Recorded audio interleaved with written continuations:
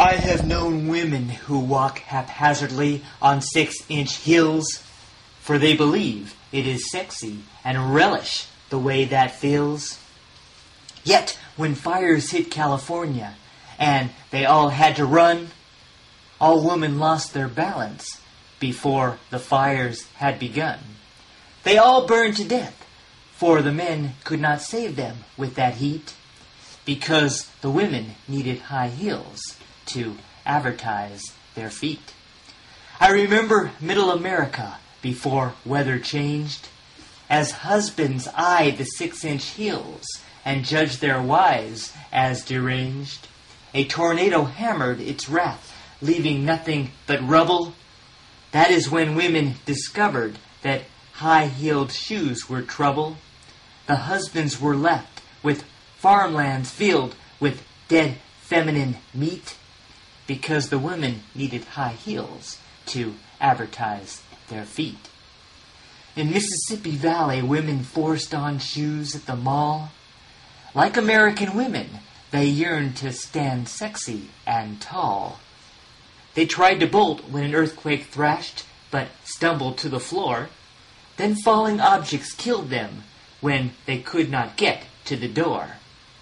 All surviving men were widows, most contented, some downbeat, because the women needed high heels to advertise their feet. To women, high heels are a symbol of seductive and sleek.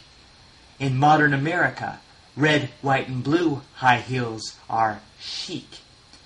Yet in New York, when rain started falling, the women were drowned. Its fashion could not outrun the flood that began to surround. The submerging rain succeeded to flood out their vogue conceit, because the women needed high heels to advertise their feet. In Pennsylvania, some fight in the battle of the sexes, as men speak of disaster and lack of running reflexes, when a cyclone lambasted while women ignored men's advice. The endearing hands and fortitude of men could not suffice. All the high-heeled women were dead before they blew to the street, because the women needed high heels to advertise their feet. During a volcanic eruption, women had life to pay. When in high heels, they could not run fast enough to get away. The Alaskan state of male widows was left in disarray. Inside that Republican state, the men were forced to turn gay. Now, for many, a tundra gay bar is the new place to meet, because the women needed high heels to advertise their feet. Most 6-inch high-heeled women cannot even walk down the hall. Like an uninstructed toddler, those women tumble and fall.